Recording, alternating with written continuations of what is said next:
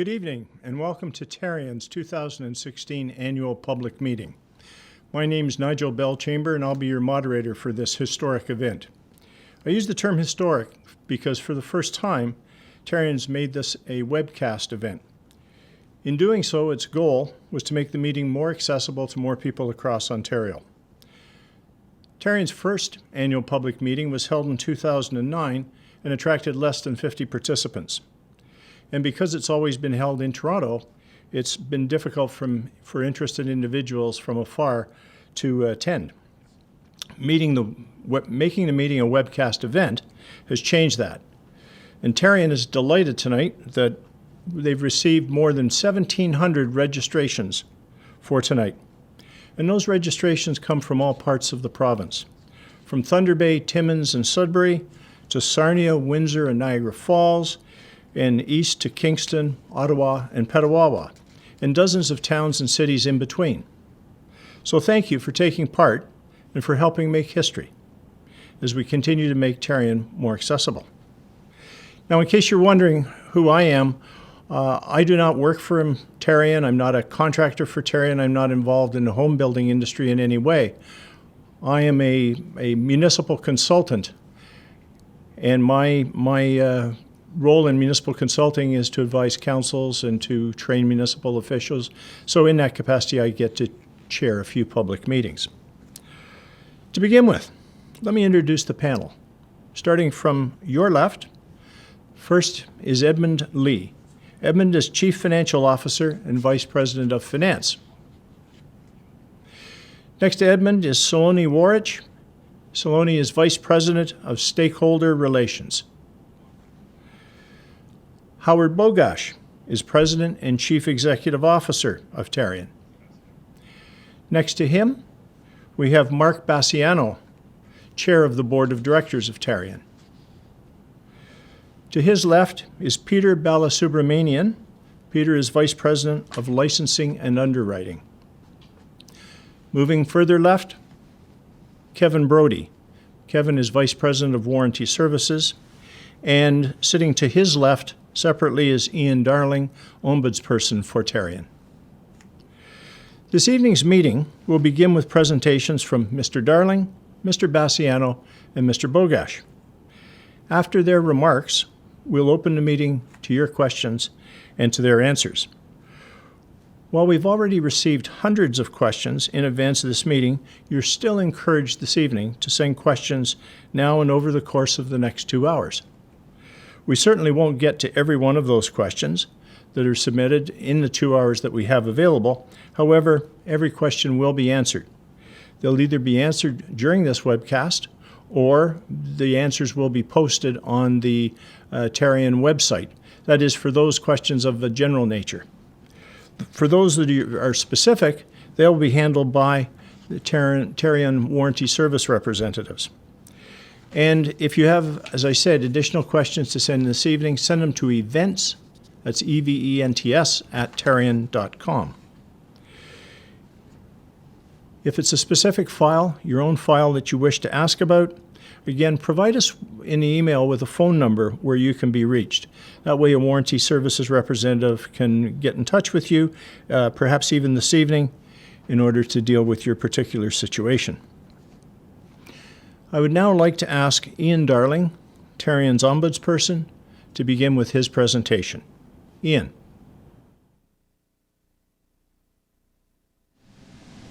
Thank you. I'm pleased to be invited here to present the highlights of the 2015 Ombudsperson Annual Report. The report is an important accountability function for the office. The report provides an update on the activities of the office in 2015, as well as a summary of cases and recommendations. The report is available for download on the Tarion website. The goal of the Tarion Ombudsperson Office is to protect and promote fairness within Tarion. The office receives, investigates, and seeks to resolve complaints from homeowners regarding their interactions with Tarion. The Ombudsperson can also make recommendations to resolve complaints. The Forum of Canadian Ombudsmen has established ethical principles for ombudsmen. These include independence, impartiality, fairness, confidentiality, and credibility. The Tarion Ombudsperson Office meets these standards. The office is independent in purpose, administration, and decision-making. The independence of the office is protected by its terms of reference, which establish the structure for the independence of the office. I report to the Board of Directors. The budget is negotiated directly through the Board of Directors, and I have complete authority to decide how cases are handled and what recommendations are issued. As a result, the office is free from interference by management and accountable for fulfilling the mandate to promote and protect fairness. The office provides a confidential alternative for complainants to discuss their concerns. Complaints are dealt with in an impartial way, and the office promotes fair treatment rather than advocating for one side of a dispute. We do not make warranty decisions, but we work to ensure that Tarion is fair in managing the warranty process. The credibility standard is perhaps the most significant. It establishes the expectation that the office will operate in a manner that strengthens the integrity and effectiveness of the ombudsman process. This means that the ombudsperson must be active in resolving complaints and engaged in promoting fair practices. The credibility of the Tarion ombudsperson is demonstrated in our effective complaint resolution and our track record of Tarion implementing the recommendations we issue. Ensuring that the Tarion Ombudsman Office remains a robust and credible service is of primary concern. We work to achieve this goal and fulfill the mandate for the office by being vocal advocates for fairness while effectively resolving complaints. In 2015, we received 270 complaints and inquiries. This is an increase from 240 cases in 2014. A review of outcomes shows an increase in informal resolution activities, including facilitated solution and early resolution, over previous years. This reflects the increased focus of the office on informal resolution activities. Since its creation in 2009, the office has worked to establish operating procedures that reinforce the principles of independence, impartiality, confidentiality, accessibility, and fairness. We continue to benchmark our practices against other ombudsman offices in the public and private sectors. The terms of reference for the office are reviewed on an annual basis. I am proud of the work we have done to promote and protect fairness within Tarion. We continue to focus on complaint mitigation through early resolution, complaint tracking, identification of root causes of problems, and advice to complainants regarding how to resolve their concerns. We also use complaint prevention strategies by providing advice and feedback to Tarion about complaint trends and emerging issues. This approach allows the office to play an important role in resolving issues at an early stage, while using investigations to address more complex cases and systemic issues. Over the years, the standard of fair conduct has become more rigorous. In 2009, our investigations identified gaps in policies and instances where Tarion made arbitrary decisions. By 2015, our focus has moved from gaps in policy and practice toward helping Tarion incorporate fair practices into its day-to-day operations. This improved standard of fairness is an essential aspect in promoting fair conduct within Tarion while meeting the objective of ongoing improvement. The annual report includes examples of changes Tarion has adopted as a result of Ombudsperson recommendations. The report also provides some advice to Tarion regarding its approach to complaints. With these comments, I challenge Tarion to examine how it responds to problems, complaints, and recommendations with an eye toward improving the effectiveness of its response. The annual report also contains 5 case studies. These stories provide examples of the types of complaints we receive and how we resolve them. They are relevant because they show the important role of the Ombudsperson in resolving individual complaints, identifying underlying root causes of complaints, and making recommendations to Tarion to prevent similar problems occurring in the future. The mandate for the Ombudsperson Office outlines the authority to make recommendations. There are 2 types of recommendations we can make: case-specific and systemic. Case-specific recommendations relate to an individual case, whereas systemic recommendations affect more than one home. For the systemic recommendations, Tarion has accepted all the recommendations the office has issued, but implementation takes longer due to the complex nature of the remedies. Since 2009, Tarion has implemented 98% of the recommendations issued by the office. All of Tarion's commitments to recommendations made in the 2014 annual report have been implemented. In the 2015 annual report, we make 4 systemic recommendations. These recommendations were directed toward addressing root causes of many of the complaints we receive and are focused on preventing complaints by improving fair practices. Tarion accepted each recommendation and has developed timelines for their implementation. Work is ongoing toward meeting these objectives. Tarion's response to the recommendations are included in the annual report in the management response section. The first recommendation relates to delayed closings, financial loss, and deposit protection. In 2015, we reviewed the history of complaints we have received about delayed closings, financial loss, and deposit claims. It was our conclusion that the current approach does not meet the requirements of a fair process. We are concerned that the process to determine the claim was not predictable or consistent. The timelines were not clear, and several cases had delays. The internal operating procedure documents did not support fair practices. We also identified that opportunities to submit claim information was inconsistent. And finally, we were concerned that Tarion appeared to prejudge cases before all the relevant information had been submitted, and it appeared difficult to bring cases to a final decision. Therefore, the Ombudsperson recommends that Tarion review and revise its procedures for delayed closing, financial loss, and deposit claims to ensure that they meet the requirements of a fair process. The next recommendation relates to policy process and development. Since the inception of the Ombudsperson Office, we've focused on encouraging Tarion to develop effective operational policies to support consistent fair practices. While we see that Tarion has responded to recommendations by developing policies, policy development overall is on an ad hoc basis. This results in policy development that can be inconsistent and reactive.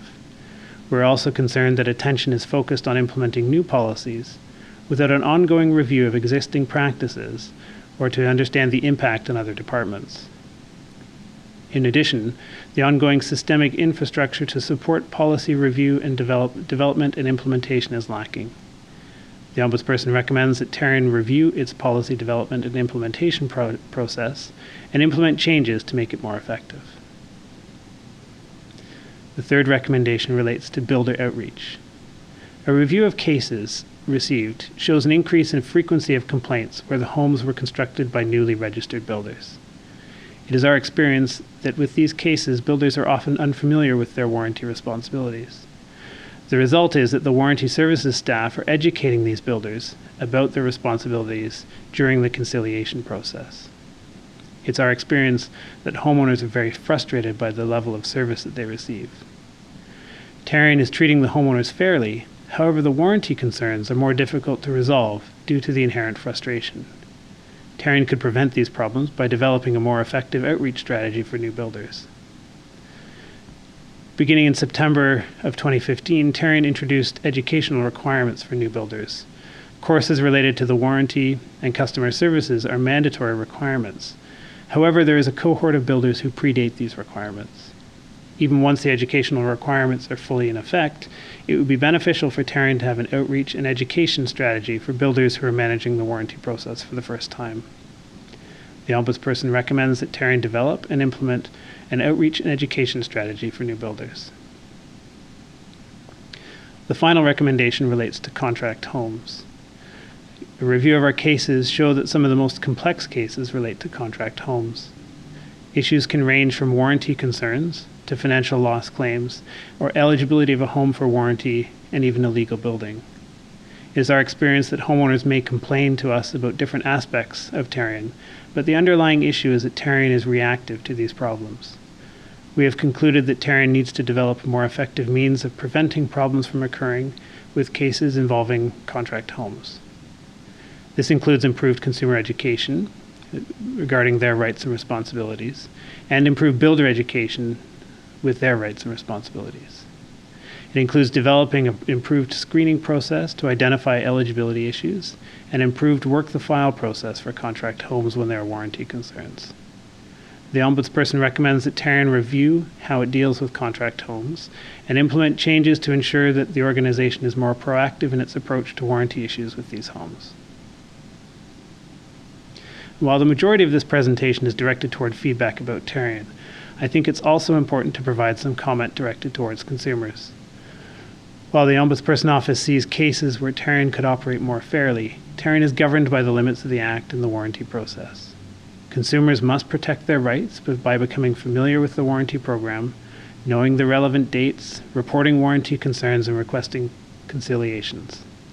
Knowledgeable, active, and engaged consumer self-advocacy is the most effective way consumers can protect their warranty rights and use the warranty program to provide fair and effective resolution to warranty complaints.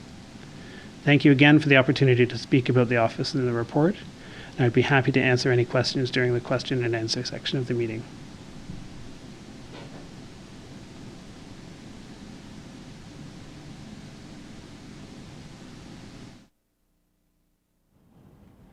Thank you, Ian. If you have any questions tonight that you'd like to pose to Ian in his capacity as Ombudsperson or about the office of the Ombudsperson, please then send them tonight to events@tarion.com. That's the site that we're monitoring tonight for this webcast. Otherwise, if you have a question that you wish to pose to Ian at some other time, send it to his independent email address, which is ombudsperson@tarion.com. I'll now turn to Mark Bassiano, Chairman of the Board of Directors, for his address. Mark? Thank you. Good evening, everyone. Thank you for joining us for Tarion's annual public meeting. My name is Mark Bassiano, and I am the Chair of the Board of Directors for the Tarion Warranty Corporation. I've been the Chair for the past year after serving as a board member for the past 6 years. I am the President and owner of the Mountain View Group located in the Niagara region, and I am a proud Tarion registered builder. I was also the past president of the Ontario Home Builders Association in 2007 and 2008. As a builder, I value the importance of Ontario's new home building industry maintaining a strong reputation. I believe it is essential for consumers to have confidence in a builder's abilities. Equally as important, home buyers should feel adequately protected by the builder's warranty. That's where Tarion fits in. Tarion is here to make sure the new home buying experience is working. We set the standards when it comes to builder licensing and after-sales service. We step in when builders cannot or will not fulfill their warranty obligations. At the end of the day, we are here to ensure builders stand by their construction. If they don't, we will work directly with you to resolve your issues. I believe that the role of Tarion and the role it plays in Ontario's new home building industry is essential. At our core, we are a consumer protection organization that ensures new home builders are qualified and skilled, and the homes they build are safe and sound. I'd like to provide you with a brief background on the Tarion Board of Directors. Tarion is governed by a board of 16 directors with members representing key stakeholders within the housing industry, new home buyers, builders, consumer advocates, the financial community, and provincial and municipal levels of government across Ontario. Our overreaching goal is to make Tarion a North American leader in new home warranty protection. The board is comprised of backgrounds and expertise. The structure includes 8 non-builder members and 8 individuals nominated by the Ontario Home Builders Association. On the face of it, we have a very balanced board that provides a good representation of our key stakeholders, homeowners, and builders. Look closer, and you will also find an impressive range of business, financial, communication, management, and governance skills. Every director takes their governance role very seriously and takes tremendous pride in serving this organization. Last year, we welcomed 2 new members to our board to fill the positions of 2 directors who left because of their terms had expired. I believe that the board works very well as a whole and works hard to serve Tarion. Each and every director has helped to guide us in making strong policy decisions that help to protect Ontario's new home buyers. For more information on Tarion's board members, you can view all our biographies on Tarion's website. Our board governs through various committees and works with senior management on strategic initiatives, business planning, and risk management, and ensures the integrity of our financial reporting and internal controls. Board members serve on one or more of 7 standing committees and 2 task forces. This includes a governance, audit, and consumer committee. Some of the key initiatives that the board was involved in last year include raising the standards for Tarion's builder registration requirements to include educational competencies, working with the industry on policy developments around 6-story wood frame construction, updating the terms of chargeability, developing a strategy to help educate homebuyers on the dangers of illegal building, and working on a plan to formalize their repair warranty. Before I turn the microphone over to Tarion's President and CEO, Howard Bogash, I wanted to address one item that I also mentioned in last year's annual public meeting. In 2014, some homeowners expressed concern over how Tarion handled claim disputes between homeowners and their builders, asking if there was a bias by Tarion representatives in the resolution of those disputes. In particular, some wanted to know if Tarion was streaming disputes to the province's License Appeal Tribunal, or LAT. In last year's meeting, I renewed our commitment to address these concerns by hiring an external consultant to review Tarion's dispute resolution process. I am pleased to report that we met that commitment. The independent expert that was hired was provided full and unfettered access to Tarion's business, including its records and staff. Our purpose in commissioning this review was to better understand our warranty claim process from a homeowner's perspective and to obtain recommendations for improvement. The results of this review were received in the fall of 2015. The report made 17 recommendations on how we could improve the dispute resolution process at Tarion. It also describes Tarion as an open, values-based organization with a commitment to continual improvement, and states that there is a customer service-oriented culture at Tarion that works to understand and serve its constituents better. The author of the report also stated that she found no evidence of a systemic bias to direct disputes to the License Appeal Tribunal.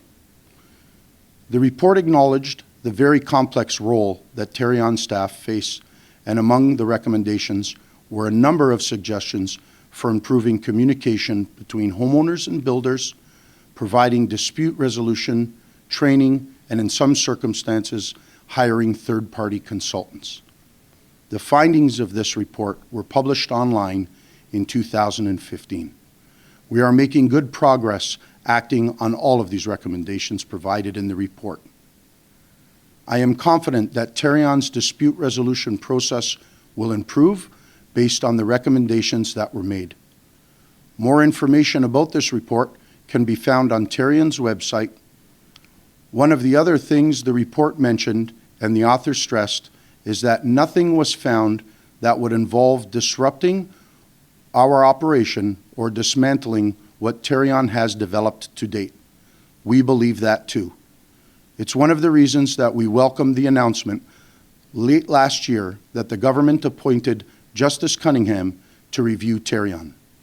This is a 40-year-old organization that has never benefited from this sort of process, and we believe that any recommendations that can help improve our organization or our process is an important opportunity. And finally, I would like to thank everyone listening in tonight for participating in Tarion's first annual public meeting via webcast. The board unanimously agreed on holding this meeting virtually as a way to provide equivalent access to all our stakeholders across the province. I believe this is a progressive step forward, and by also posting a recording on our website, we are making this meeting more accessible to the various groups that Tarion serves across Ontario. Thank you. Thank you, Mark. Again, any questions that you have coming from Mark's presentation, please send them tonight to events@tarion.com so that they can be sequenced. I'll now ask Tarion's President and Chief Executive Officer, Howard Bogash, to make his remarks. Howard will be the final formal presentation for this evening. Howard? Thank you, and good evening to everyone who's able to join us. We are delighted to have so many stakeholders from across the province interested in and engaged with Tarion. Holding an annual meeting by webcast is another way we are evolving and expanding our outreach. In the past, most participants at our annual public meeting were from the Greater Toronto Area, and only a few new homeowners came from outside the city, some having to travel for many hours. Since we provide consumer protection to new home buyers across the entire province, it's important that our annual public meeting be similarly accessible. As you know, I'm joined here by some members of Tarion's corporate leadership team. We are proud to present an update on Tarion and to have the opportunity to answer your questions later on. 2015 proved to be a very busy and productive year in both the new home building industry and for Tarion. We continue to make improvements to our processes while serving the hundreds of thousands of new home buyers across the province. We also continue to regulate over 5,000 builders who build new homes and condominiums across Ontario.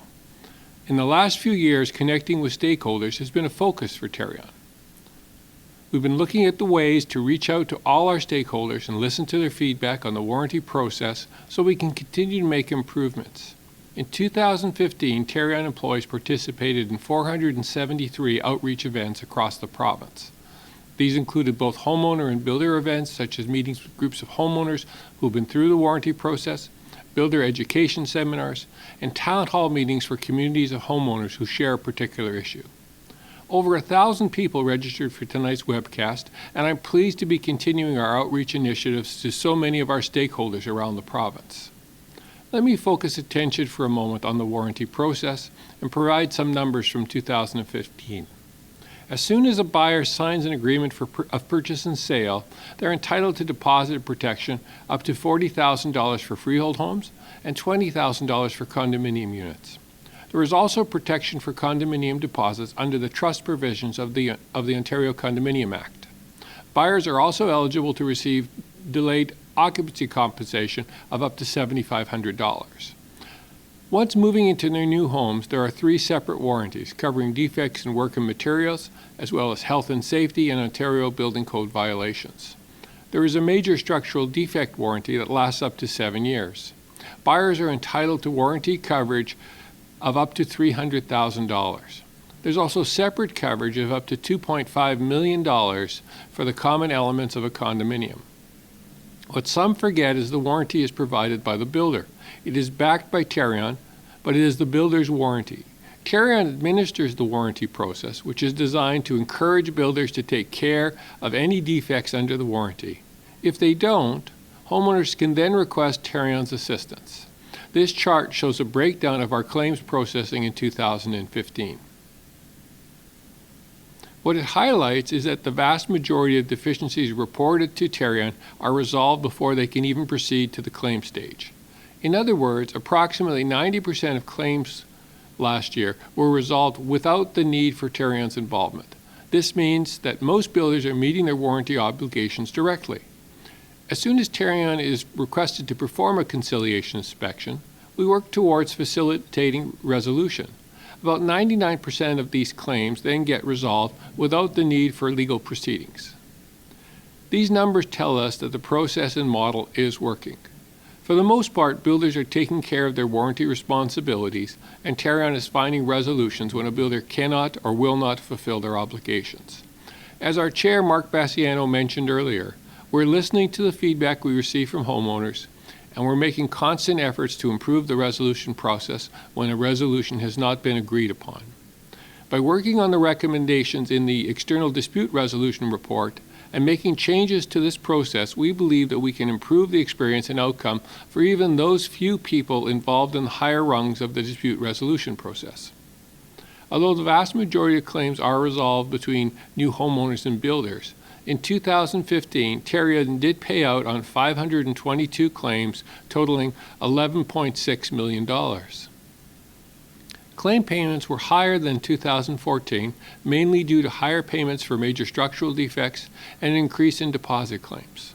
This claims data is still considered low compared to the 10-year average of $12.4 million. When we meet with builders, we break down these claims to give them an understanding of the issues that we are seeing and what they can do to protect their homes from experiencing similar defects. At the same time, we'll investigate recurring claims to ensure there are no systemic issues. We also work with builders to identify common issues and discuss resolutions and prevention. For example, we analyzed the increase in major structural defects claims and identified that some of the increase was due to a few isolated cases of some homes being impacted by certain soils and high water tables. We went into more details with builders on the causes and prevention of these issues. Now I'd like to speak to some of the improvements we've made to the warranty process last year. During all the outreach we conducted, we constantly listened to feedback of our stakeholders and look at how we can make improvements to our processes. Mark touched on our work on improving dispute resolution. This is just one of the examples of how we are listening. Feedback that we used to get was that the warranty process was too onerous. As a result, we've made a significant effort over the years to make the process easier and more convenient. We've moved much of our information online, in line with how you are reading, researching, and interacting with us. We've also continued to improve our services. In the last few years, we've updated My Home, our online portal, to include online payments, the ability to schedule conciliation inspections, upload photos, and now we have a live chat function. We're currently working on an app that will allow homeowners to walk around their home and upload pictures and notes right from their smartphones. We believe this will make the warranty process even more convenient. Being able to manage your warranty online has significantly improved homeowners' satisfaction with Tarion's processes. The complaints we used to receive about submitting forms have virtually disappeared. We also looked at ways to improve our processes to encourage more amicable outcomes. In 2015, Tarion introduced an early intervention process, which allows either the homeowner or builder to request Tarion's involvement earlier in order to reduce issues later on. We did this as a response from requests from homeowners and builders. They wanted an option to have Tarion get involved to help mediate disputes before they escalate.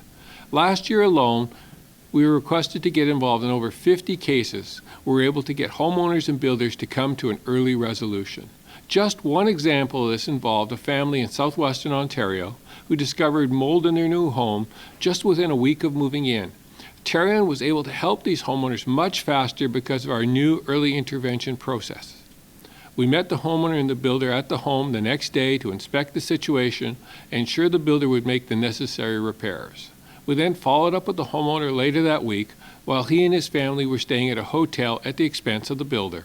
The homeowner was very grateful for Tarion's involvement. We have also, as recommended in the dispute resolution report, started to bring in outside experts earlier on in the process. When Tarion is requested to perform a conciliation inspection, there are times where our warranty service representatives cannot assess the defects. For example, for safety reasons, they are not permitted to climb on top of roofs or go inside attics. In these cases, Tarion will use outside experts to examine claims. By engaging in more in-depth conversations with homeowners and builders before the conciliation inspection, we're able to determine if an outside expert is needed and eliminate a second visit to the home at a later date to assess the same situation. We found that leveraging these experts earlier on has had a significant reduction in the time it takes to assess these warranty claims. As of September 2015, Tarion began phasing in higher standards for new home builders wanting to become registered. The new requirements hold new home builders to an improved standard and provide more consumer protection to Ontario's new home buyers. Tarion's new education requirements are based on the Canadian Home Builders Association National Education Benchmarks for Residential Construction. They focus on areas such as business planning, legal issues in housing, building codes, construction technology, and of course, customer service. Beginning September 1st, 2016, completing these competencies will be a prerequisite for new registrants. We think this is a positive step forward that will lead to more professionalism in the industry. a better home buyer experience, and fewer warranty claims. While our registration standards have become more stringent, we've also been developing strategies on how to combat illegal building. This is when a builder builds or sells a home without registering with Tarion first and without enrolling that home into the warranty program. Illegal building is a concern across Ontario, putting homeowners at risk and hurting the reputation of the building industry.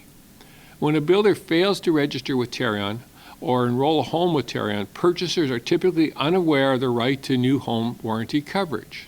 In addition, illegally built homes often do not meet Ontario Building Code standards and can leave homeowners living in unsafe and substandard conditions. In 2015, Tarion paid over $2 million in claims on illegally built homes. We also conducted 241 illegal building investigations, leading to 105 convictions and 2 jail sentences. There is one story that stood out to me this year that shows the devastating impact that illegal building can have on Ontario's homebuyers.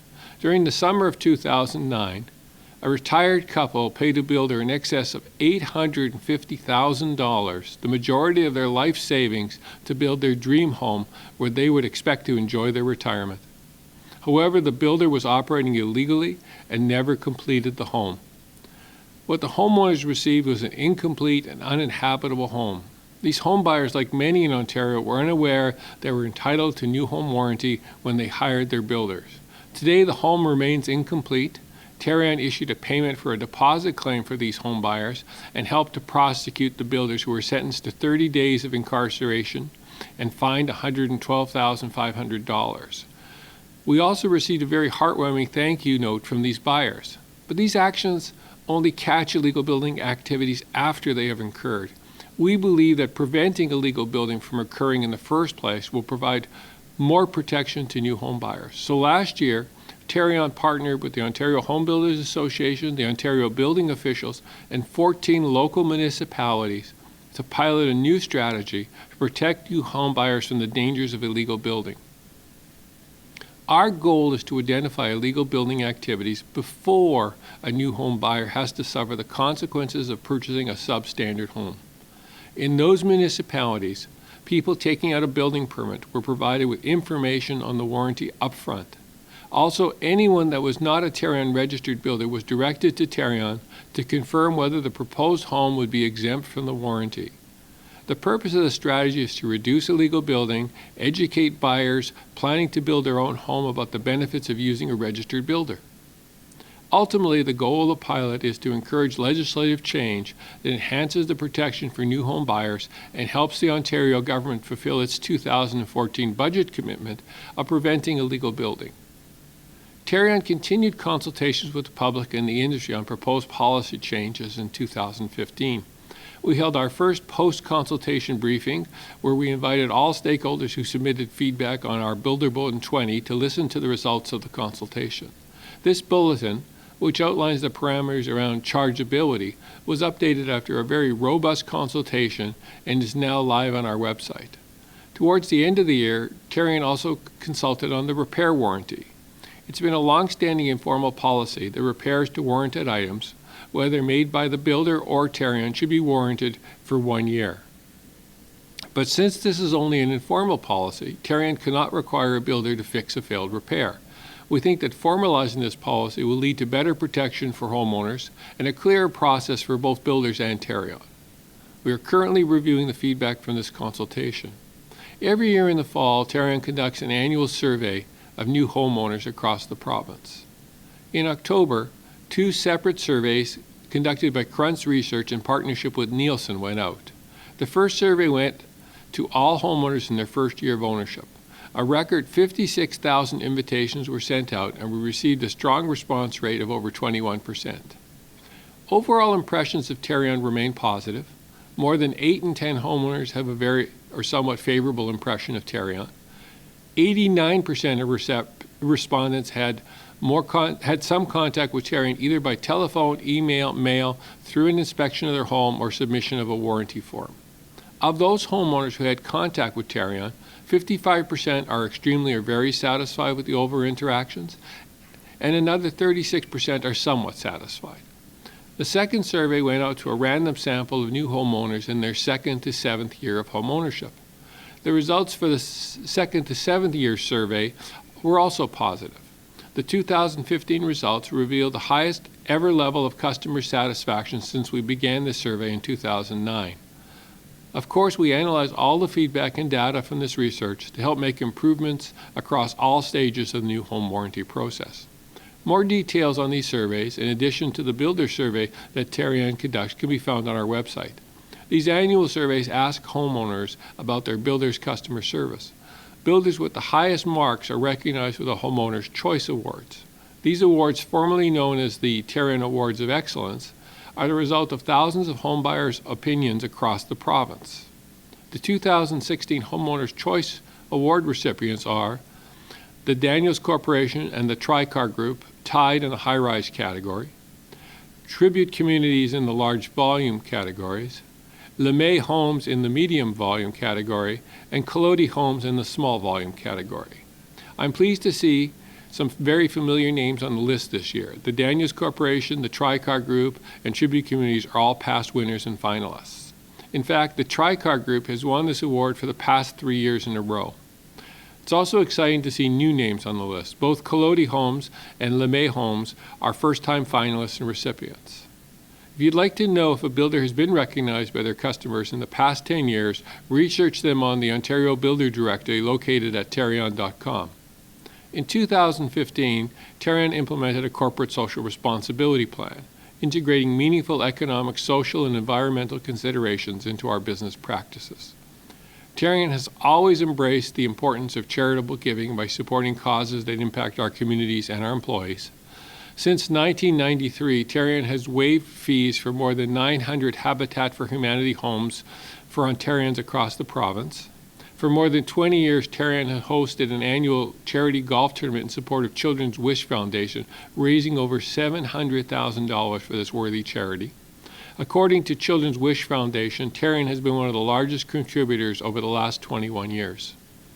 In 2015, Tarion employees contributed 298 corporate-supported volunteer hours to social and environmental causes. Since 2009, Tarion Cares, an employee-led committee dedicated to charitable giving, has raised more than $76,000 for humanitarian causes directly through the charitable donations of Tarion employees. Tarion's charitable work led the organization's nomination for a Business Community Champion Award in 2015. Tarion's Corporate Social Responsibility Plan formalizes the previous commitments made by Tarion toward corporate social responsibility, which include a long-standing commitment to charitable giving. We look forward to continuing to help the communities we serve and the causes that affect our staff and our stakeholders. Another way we've been reaching out to stakeholders is by engaging with our audiences over social media. As I mentioned towards the beginning of my presentation, we've been moving our services online to make Tarion more accessible. We are now on Twitter, Facebook, LinkedIn, and YouTube. We also started a blog called The Open Door. The blog shares real claims cases and resolutions based on our 40 years of protecting Ontario's new home buyers. And don't forget to check out our YouTube channel. Our videos cover many aspects of the warranty process. They've been very helpful for new homeowners. These videos have become increasingly popular with a 400% increase in viewership over the previous year. In 2015, Tarion introduced materials in French, Punjabi, and Mandarin. These materials can be found on our site and also on our YouTube channel. We will continue to add new features to our online channels to make it more convenient to manage your claims and to interact with Tarion. This brings me to our financial review. Tarion ended the year with a positive bottom line of $1.3 million as a result of positive investment returns and strong enrollment levels. Ontario's new home market was strong, and both freehold and high-rise enrollment levels in 2015 surpassed that of 2014. The year ended with total enrollment levels of more than 57,000 compared to just under 50,000 in 2014. The Guarantee Fund grew by $16.4 million despite the unstable capital markets as a result of overall positive investment return and strong enrollment cash flows. Total 2015 operating expenses of $39.7 million excluding net claims incurred, reflects a 3.3 increase over 2014. While we continue to focus on expense management, we also invest in the company's future by continuously improving its business processes and policies. Overall, in 2015, Tarion remained financially strong with equity of $228.7 million and a guarantee fund of almost $495 million. And finally, I want to touch on significance of 2016 as it marks our 40th anniversary of serving new home buyers. While we keep looking forward and striving to offer Ontarians leading consumer protection, this milestone year has also led us to reflect on the many changes that have taken place since the government introduced the new home warranty legislation in 1976. Over the years, the price of homes has risen dramatically. Condominiums have become more attractive to new home buyers. New building techniques have continued to evolve, and so have the issues that home builders and buyers face. The passing of a revised Condominium Act and the continuous changes to the building code have strived to keep up with these constant changes. Tarion has also improved the warranty protections for new home buyers as the industry has evolved. But the Ontario New Home Warranty Plan Act has not been reviewed since it was created 40 years ago. So this year, the government has begun a review of Tarion and the Ontario New Home Warranty Plan Act. We agree that it is time to consider how effective the legislation is in today's new home and condominium industry. This review will provide us with the opportunity to share our thoughts on how to strengthen the legislation so that we can continue to protect Ontario's new home buyers and regulate new home builders effectively. Tarion believes that the right to a new home warranty should never be questioned. Ensuring that the warranty meets the needs of homeowners in the 21st century and provides the right protections is essential. We look forward to continue our work in serving the public interest for years to come. That concludes our formal presentation. Before we begin the question and answer section of this meeting, I'd like to turn your attention to our 2015 annual report. It's currently available on the Tarion website and contains more detail on the topics that I discussed today. I would encourage anyone who'd like more information about Tarion to visit our website and have a look at it. Thank you very much for joining us. Thank you, Howard. Now that marks the end of our formal presentations for this evening, and we now get to the point of the program where I think most of you have been waiting for.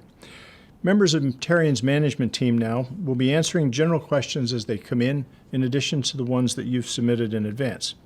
Again, if you still have a question that you'd like to send this evening, or if something comes to mind, you can send it in to events, that's EVENTS, at tarion.com. I'd like to remind participants, though, if you do wish to have a question addressed tonight, please keep it brief and of a general nature so that everyone watching can benefit from hearing the answer. Again, if it's a specific question about your specific file, please provide a phone number where you can be reached. As mentioned earlier, Tarion's warranty services representatives are here this evening, many of them, and available by telephone to deal with those specific questions for you. So let's begin with the first question. And the first question is from Milton, and it's for Howard. Howard, how do you ensure the quality of the materials used in the building process and ensure that homes are not constructed with inferior materials? I see references in the construction performance guidelines to workmanship and material, but I'm not clear how you ensure that standard's met. It's a complex question, but let me respond firstly by saying Tarion's part of a collective that really regulates the building industry. Part of that would include the province, which sets out the building code, the municipalities, ESA, TSSA, CSA. There's a whole series of bodies that get involved in regulating the new home building industry. Tarion does not vet or approve the materials that go into a home. What Tarion does do starts off firstly with the licensing process. The licensing process is a requirement for every builder to come in and pass a technical test, so they have the technical competency to be able to build a home and understand what goes into a home. They also require to pass a financial test in terms of making sure they have the capacity to deal with a home, as well as going through a series of interviews to just check on their basic business acumen and other aspects of it. Perhaps later we'll get a chance to discuss aspects. We have a new regime where we're actually raised the bar for builder education coming in to further ensure that homes are built to a higher standard. The next portion of that stems from our warranty side of this. And the warranty side is really where we get involved with a home. And by doing that, we deal with when a homeowner has an issue, we'll look at it and we'll look to see whether the home was constructed in a proper manner. There's standards for that. Some of it you mentioned is in our construction performance guidelines. Some of it is our understanding of industry standards and how things are put together.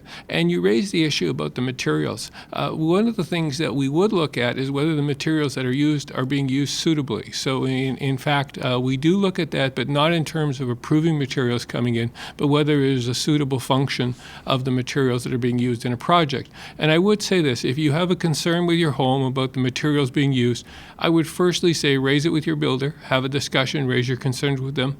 And secondly, if you don't feel you're getting satisfaction or you can't get the answers, we have a technical service group at Tarion. We'd be happy to talk to you and answer your questions. Thank you, Howard. This next question comes from Brampton, and it's for Kevin. Kevin, in light of recent labor strikes, a number of new home buyers have received unavoidable delay notices from their builders. This means that the delay compensation does not have to be paid. Is this fair to new home buyers? How do we know that builders are not including their own delays in this revised timing? Tarion certainly understands the frustration a new home buyer must be feeling right now if they've recently received a notice from their builder delaying the closing of their home. That new home buyer is excited about getting into their home, and all of a sudden now they've been told that it's going to take a little bit longer. Tarion, I believe, is the only warranty provider in Canada that actually compensates up to $7,500 for either delayed closing or delayed occupancy. The purpose of this warranty is to ensure that builders are properly compensating homeowners for delays in the closing without giving proper notice. However, there's going to be times where Tarion would not expect a builder to compensate the homeowner for these delays. In one of those instances, it would be when a builder is not in control or has no control over why there's that delay. For some of you, you may be aware of, there currently are some strikes going on in the province of Ontario right now with trades. We would consider that something that's outside of the builder's control. And we would expect builders to communicate with their homeowners about these delays. But these strikes certainly are impacting builders, or at least some builders, in preventing them from meeting the closing dates that they initially promised, or even in some instances, some of the repairs. What we've done at Tarion is we've actually updated our website, and we've got information that's up to date on the strikes that are currently going on, and it'll let homeowners as well as builders know what impacts there might be. What I would do, though, is I would encourage homeowners, if they have specific questions or are not sure how they're going to be impacted by these strikes, make sure you call into Tarion, and we'll walk you through the process and we'll talk about your specifics. What I'd also suggest is if a homeowner feels that they're being delayed by their builder who is claiming that the delay is because of the strike, but the homeowner doesn't think that actually is the case and think that it might be for other reasons, certainly contact Tarion with your concerns and maybe even fill out a statutory warranty form. Thank you, Kevin. This is another question for Howard, and it comes from Brampton. Howard, why don't you extend the warranty for 3 years more? That would mean from 7 years to 10 years. Foundations can take more than 7 years to show deficiencies. Okay, I think this refers to our major structural defect warranty.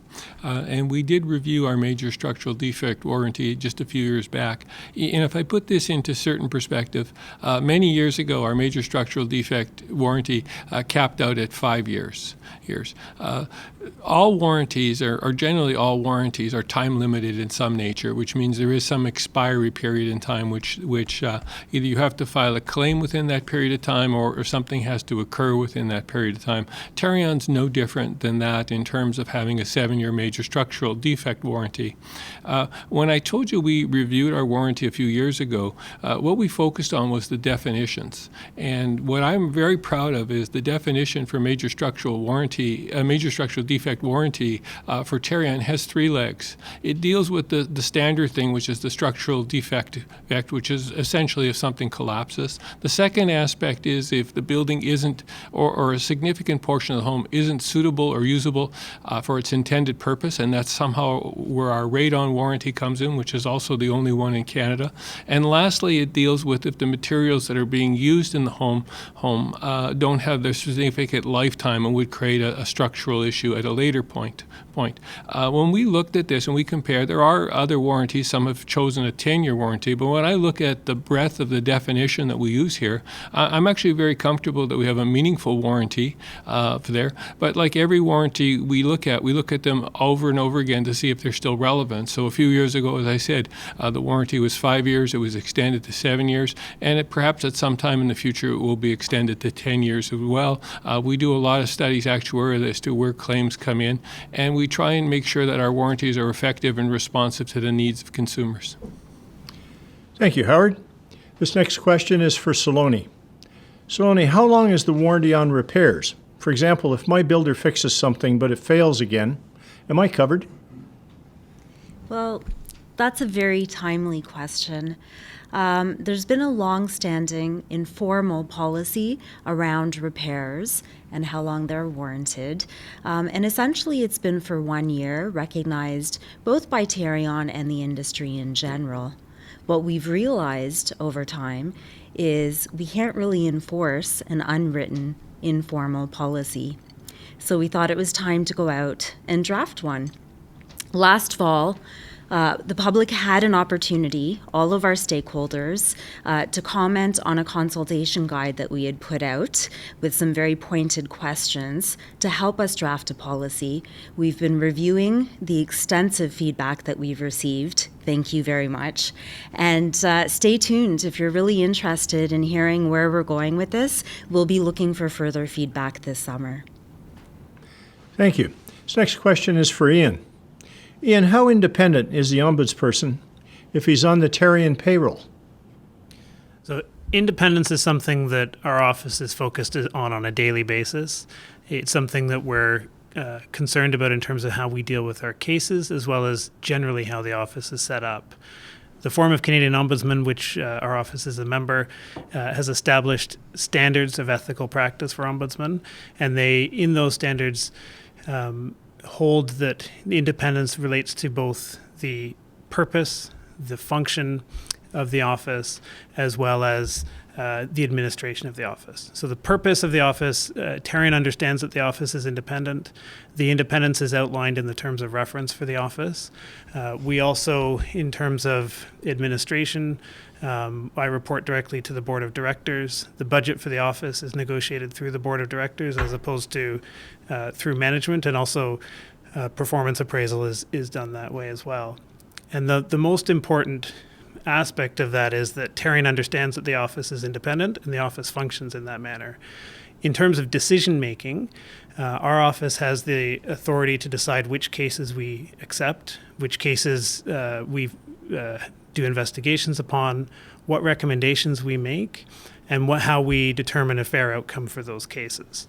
So adding all of these three aspects together establish that the office itself is independent, and we are constantly through our casework questioning to make sure that the decisions we're making are made on fair and consistent bounds, as opposed to being concerned specifically about ensuring that our office is making those decisions in a fair and consistent way. Thank you, Ian. This next question is for Kevin, and it's from Toronto. Assuming that there's a warranty for the condo corporation as well as the individual suites, what happens if there's a defect in the building or in its common elements and it causes damage to individual suites? Does Tarion cover repairs to the suites as well? We do cover common element warranty for condominium corporations as well as individual suites. If a unit owner has damage to their suite, they should do two things. One is ensure that they make a claim on their unit form, on their statutory unit form, but they also should contact and make sure they inform both the condominium corporation and or their property manager. And there's two reasons for that. One is they actually may have coverage for their unit damage if that damage is actually a direct result of a common element defect that has been reported within the appropriate timelines and is deemed to be a warranted item that was submitted by the condominium corporation or the property manager. So that's the first reason why to contact them. The other reason, though, is in case the condominium corporation didn't report that common element defect on time, or maybe it's not a warranted item, there still is a chance that the damages to the units might be able to be covered by the condominium corporation's insurance. Thank you, Kevin.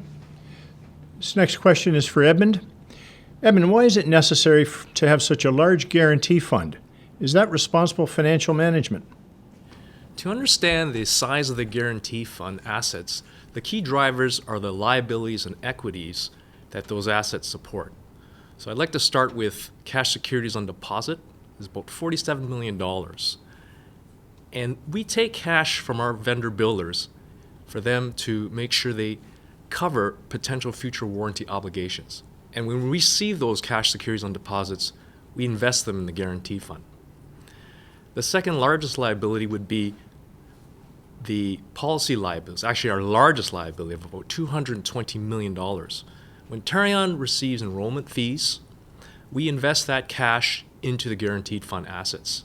And those policy liabilities will stay on the books anywhere from 7 to 10 years. And they represent our warranty obligations to the 360,000 plus homes in the province that are enrolled in our program. And the last largest balance would be our equity. At year end, it's $228 million of equity.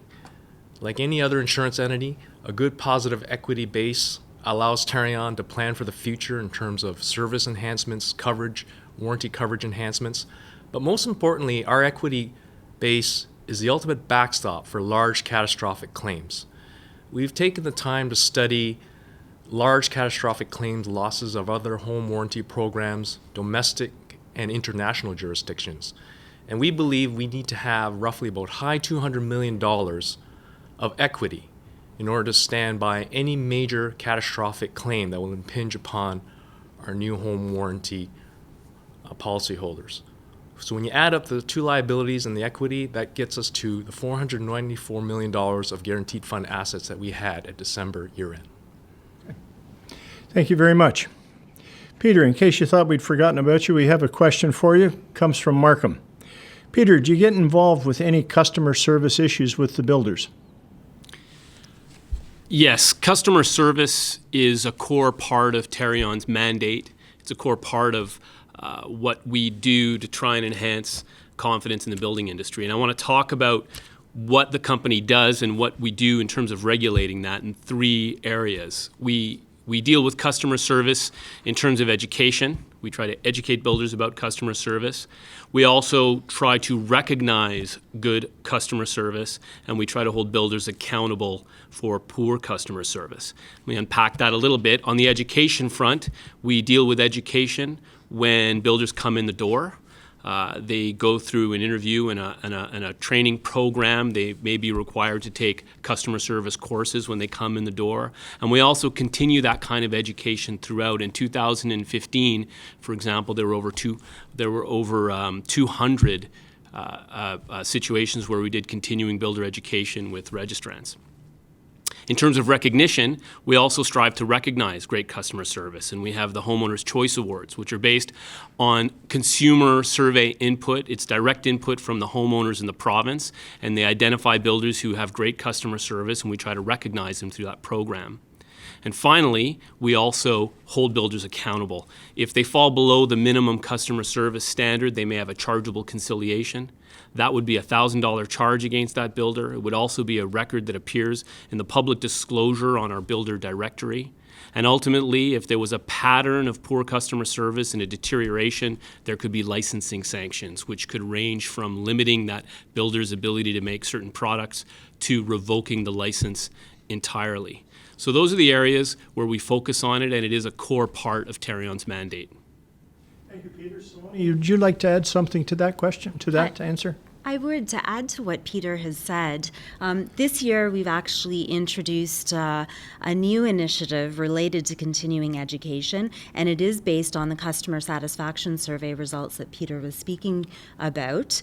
That means direct feedback from you is what we're using for some of the builders that have scores where clearly they need extra attention on certain areas, and you have given that direct feedback. So we have mandatory presentations on improving customer service for some of those builders. Thank you, Peter and Saloni. Just in case you've forgotten, the email address for those of you watching on the web, if you have a supplementary question to one of these or an additional question, it's the email address tonight is events@tarion.com. Our next question is for Mark. And Mark, the question is, how can having so many builders on Tarion's board of directors serve homeowner interests? As I mentioned in my earlier comments, each director takes very seriously its governance responsibilities. In fact, the board doesn't operate as two separate pieces, one being builder and one being non-builder. It operates as a cohesive team made up of 16 highly engaged individuals that each bring to the table their own unique experiences and skills. These unique skills and experiences also apply to the builders as well. In 2013, we made some changes to our board structure. Today, we have a balanced board that's represented by members from across our key stakeholder groups and across the industry. It's made up from homeowners, home builders, customer service groups, members of our financial community, as well as members from the provincial and municipal levels of government. Together, we have a very broad range of experiences and expertise, and we use that to make decisions and help builders to not only improve their customer service levels, but improve their product and try to make the best possible experience for new home buyers in Ontario. In essence, things have always operated this way. The warranty program was set up 40 years ago, and it was set up to improve the reputation of the industry by not only regulating builders, but also by protecting consumers. We are not very different from very many other industry associations. And in fact, you can't have a healthy regulatory body without members from its industry. This representation not only ensures that the industry is engaged and invested in the process, but it also brings to the table the absolute essential skills, knowledge, and insight that's required to make both responsible and sound decisions. Hey, thank you, Mark. This next question is for Saloni. Saloni, what should the owner do if he or she has concerns about the level of radon in their house? Can he or she hire a contractor to measure it? Thank you for that question. I'm sorry to hear if you think that you do have radon in your home. It is a challenging situation because it is a clear, odorless gas emitted from your soil that can't be predicted when your home is being built. You may know that Health Canada changed their guidelines, so there have been a lot of public education campaigns around radon and what you need to do to educate yourself. The number one thing you do need to know is that Tarion is here for you. You do receive warranty protection throughout all 3 levels of our warranty process. We would encourage you to go out and get testing from a certified professional. And if you have questions around that, I would actually encourage you to call us directly. Once again, you are covered by our warranty program, the only province in Canada that covers radon. And we'll take a look at what type of testing you should be doing to determine whether you have over 200 becquerels of radon in your home. Peter, this next question's for you, and it's a long one. Peter, how can it be that Tarion seems to have been one of the last to find out about Urban Corps' jaw-dropping financial instability? For years, there have been reports in the mainstream and social media about Urban Corps' construction defects, disputes with trades, bounced checks, unfinished buildings, and difficulty getting financing. So how can it be that Tarion as regulator was one of the last to find out about this and take any action at all? Peter. For those that aren't familiar with the Urban Core situation, Urban Core is a developer in Ontario. They've been building in Ontario since 1993, so over 20 years. In the last 10 years, they've built about almost 2,500 units of residential construction, both condo construction and freehold construction. And they've been in the media. They're in the media right now. This is a live issue as we speak for a couple of reasons. In March of this year, early March this year, Tarion took the position that we would be revoking their registration for a number of reasons. And shortly after that, the organization, Urban Core, sought protection from creditors by instituting a bankruptcy and insolvency proceeding. And shortly after that, their principal, Mr. Alan Saskin, did as well. There's a lot of media coverage on this because it's a major failure, potential failure of a developer, and we haven't seen an issue of this size in some time. And I want to pause there for a second because it is a live issue, and the question of what were the factors and when could the regulator, could we have acted, is something we're looking at. And I want to say one of the reasons why it is a unique piece is because it's unique, and we haven't seen this kind of situation before. I can tell you with respect to Urban Core, on the financial side, when we register an entity, we look at their financial position and we look to see if they're financially capable of meeting their responsibilities under the warranty program. And when Urban Core was registered, the information we had showed that they could meet those. And in 2015, we were monitoring Urban Core's performance. Now, we can't act on rumors in social media, but we were aware of issues in the summer of 2015, and we met with Urban Core's principal. We met with the management team at Urban Core and reviewed the issues with them. And the information that we had at that time was that they were financially able to meet their undertakings, and they had a plan to raise funds. Ultimately, toward the end of 2015, we were monitoring lien activity for that organization, and ultimately we found they weren't able to answer our questions. The liens continued, and by February of 2016, we felt that they were not capable of meeting their financial commitments, and so we took the drastic action of revoking their licenses. I should say that they have appealed our decision. In other words, they are disputing Tarion's decision to issue a revocation of their license. And because they have appealed that, the ultimate determination will happen before the License Appeal Tribunal. That's an independent tribunal which will vet and will ultimately review our call on revoking the license. And I just want to say something I referred to earlier, which is, we are looking at this file and ultimately we'll be reviewing it to see what learnings we can glean from how the Urban Core process happened, and hopefully that'll better inform our underwriting in the future. Howard, you'd like to add something to that? Well, I'd just like to emphasize that we have tremendous concern for the number of purchasers who are held in abeyance with the result of the insolvency process, where they're not knowing what their status is along the way. We've tried to post information on our website to provide as much information as possible, but I do want to remind the parties that there is a limited deposit protection available to them. Plus, anybody who's in the middle of it, Tarion is in a position to step in if something is in a project that's been developed by Urban Core and there's a warranty claim on it. Our role is to step in and make sure that's addressed. So I do want to assure purchasers that they have some recourse and they should be in communication with Tarion. Thank you, Howard. This next question is for you, Howard, and it's a condominium question, and it comes from Uxbridge. The question is, we purchased a new condominium unit, and we were required to reimburse the vendor with, quote, the amount of the enrollment fee paid by the vendor for the unit under the Warranty Act, close quote. Shouldn't Tarion provide the purchaser or their solicitor with a document or confirmation of what fee was actually paid by the vendor?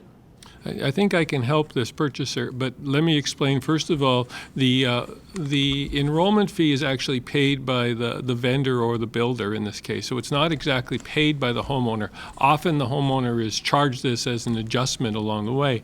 If you want to assure whether you've got the right adjustment, on Tarion.com you'll find a schedule, and the schedule will tell you what the enrollment fee should be. So if you look up for the price that you would have paid for the home, you should be able to find the corresponding enrollment fee, and that would allow you to check to make sure that you're being charged the right amount. Now, if you find you're not being charged the right amount, we would certainly suggest you contact us, because we'd be happy to intercede if there's any issue. Thank you.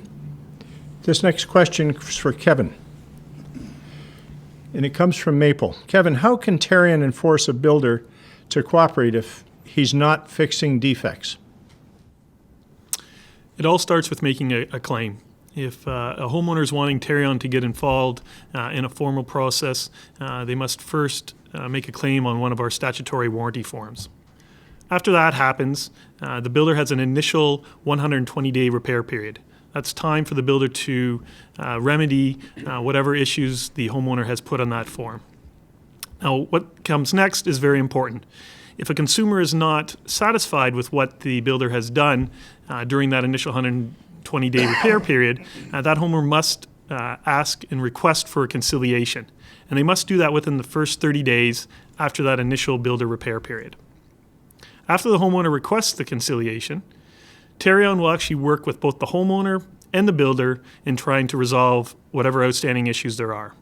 The builder then has a further 30 days to resolve whatever issues are still outstanding. If after that time the homeowner still isn't satisfied that the builder has remedied the issues that they have put forward, an actual conciliation will take place. And what that means is Tarion field representative will actually attend to your house, and they'll inspect every item that you have requested for us to inspect. After that, Tarion will issue a warranty assessment report. Typically that's somewhere between 7 and 10 days after the inspection for a typical conciliation. And that report will actually give the details and the specifics of every item that we reviewed, and it'll either deem the items warranted or not warranted. For any of the warranted items, the builder then has a further 30 days to repair those items. Tarion will then contact the homeowner after that last builder 30-day repair period and ask the homeowner if they're satisfied with the repairs that the builder has done. If the homeowner isn't satisfied, Tarion will actually come out to the builder or to the homeowner's house and inspect whatever items are still outstanding. We will deal directly with the homeowner at that point in time, and we'll either cash settle with the homeowner for those outstanding items, or we'll hire a contractor to fix those outstanding items. This process that I've just described can be found in more detail in our homeowner information package, which is a great tool that you can find on our website. One other issue that I'd like to talk about is warranty services is the department that deals with the process that I just explained. But what happens if warranty services starts finding out that this builder seems to have a habit of not fixing items that are mentioned on these forms? We end up going to conciliation, and then we also end up going to claim and paying out. Well, what happens is we actually talk with our licensing and underwriting department. We work very closely with them, and we'll inform our licensing and underwriting department that we seem to have a builder here that's falling down with their customer service. The licensing and underwriting department will then take that information and will consider it when they're looking at a builder's renewal. And you know, some things that may happen is there may be terms and conditions then due to their poor customer service, which could include limiting the number of homes that a builder can build in the future, or maybe some security is taken, or you know, the drastic measure, as was mentioned by Peter, there may be a revocation of the license. Kevin, while you're on a roll, as it were, I have a related or similar question from Elgin. What happens when the contractor or builder goes bankrupt or ceases operation? One of Tarion's mandates is actually to step in when a builder goes bankrupt. You know, we will deal with the issues, but once again, it comes down to it's very important in this instance that a homeowner makes a claim. A homeowner still has to fill out the form on one of our statutory forms to ensure that they will get the warranty that they're entitled to. They're entitled to the exact same warranty whether their builder is bankrupt, just like their homeowner or their neighbor would if it was a different builder that wasn't bankrupt. They're still entitled to deposit protection, or actual warranty protection. They'll follow through the same process. Some builders, even though they're bankrupt, may still have the ability to fix deficiencies. If that's the case, then the homeowner would follow the same process as I just mentioned in the previous question. There'd be initial 120-day repair period. The homeowner would have to request conciliation if they're not satisfied. The builder then would have a further 30 days. It would actually go to a conciliation. They'd have a further 30 days to repair it, and then Tarion would cash settle with the homeowner if there's still outstanding items. But sometimes with bankrupt builders, the builder's no longer around, or the builder's not looking after their customer service. And in cases like that, it's very important that the homeowner contacts Tarion, makes us aware of that situation. And the reason why I say that is Tarion does have the authority to shorten the timelines, meaning that initial 120-day period or 120-day builder repair period can be shortened considerably, and we would deal directly with the homeowner, and there wouldn't be any involvement from the builder. Thank you. This next question goes to Howard. So Howard, what can Tarion offer to homeowners if the building market collapses and numerous builders disappear? Well, it's fortunate that I get to answer this question between Edmund's answer on the strength of our guarantee fund and Kevin's answer on how we deal with issues. Tarion, the nature of our warranty protection is to be a consumer protection organization. What we try and accomplish with that is through our regulation and our warranty services is to hopefully nobody's going to experience this. But where there are failures or failures along the way, we have a guarantee fund. And as Kevin said, we would step in those issues. We provide deposit protection. We provide warranty protection as if the builder were there in that place. So I want to assure consumers that we're always taking care of this. We govern ourselves under similar OSFI standards. We have an appointed actuary. We want to make sure that we do have contingent funds available should a disaster happen upon us, and we work hard to ensure that one won't happen. Thank you, Howard. This next question is from Greeley, Ontario, and I'm going to have to look that one up. I don't think I've ever been there. And it's for Kevin. Kevin, if I pay for the warranty, why on earth should I have to pay for an inspection when I make a claim over a deficiency? Kevin? Consumers are required to pay a $250 fee when they request conciliation, and that's a $250 fee plus HST. But that fee is typically refunded.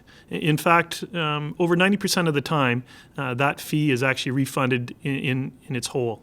And the reason for that is two reasons.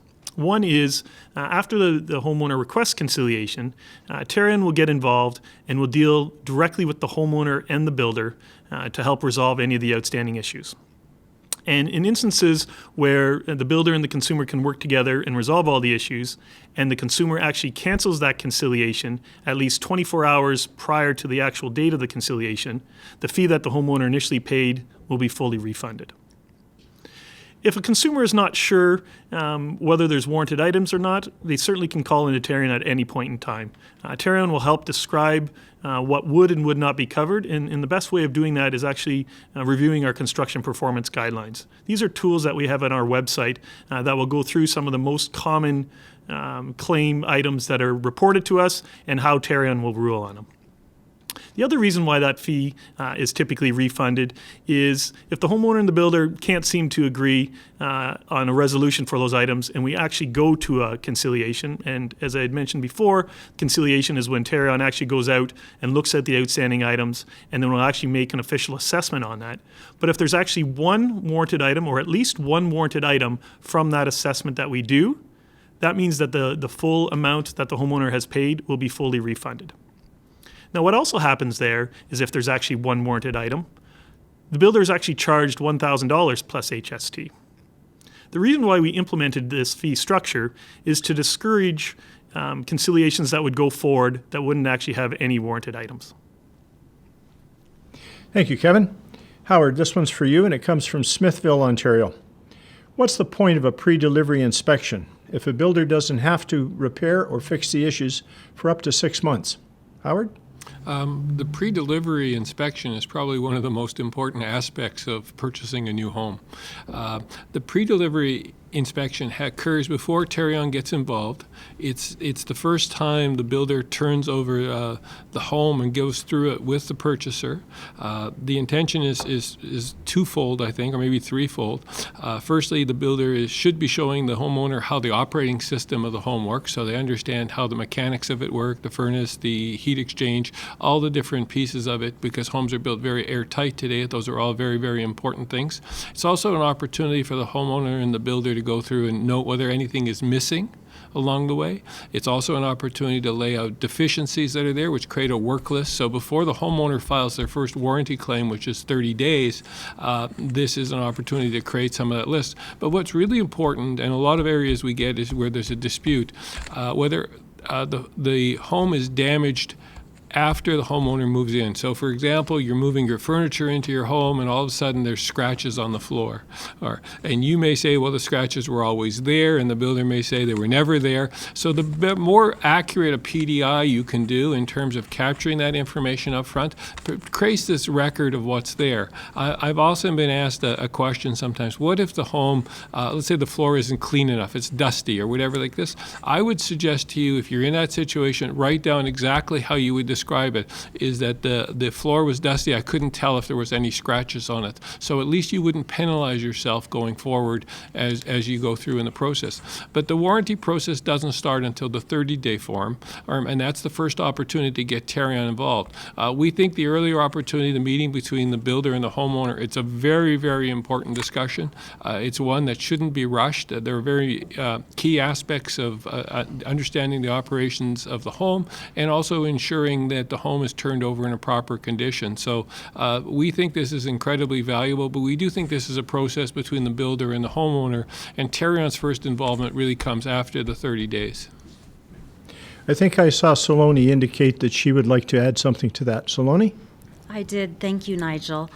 Though Howard has outlined that this is very much a process between the builder and the homeowner, Tarion has received lots of direct feedback from consumers like yourself when we go out on the road saying, how come no one ever told me that the PDI is so important for my warranty coverage in the future when we do get Tarion involved? So I would encourage you to go to our website, tarion.com. We have developed multiple videos in small bite sizes to take you through every aspect of the PDI process to let you know what to expect. In fact, some builders are using this as their own resource to give to you directly as their customer. We have a checklist for how to conduct a PDI. And on the builder side, we're also offering continuing education modules related to how to conduct a better PDI.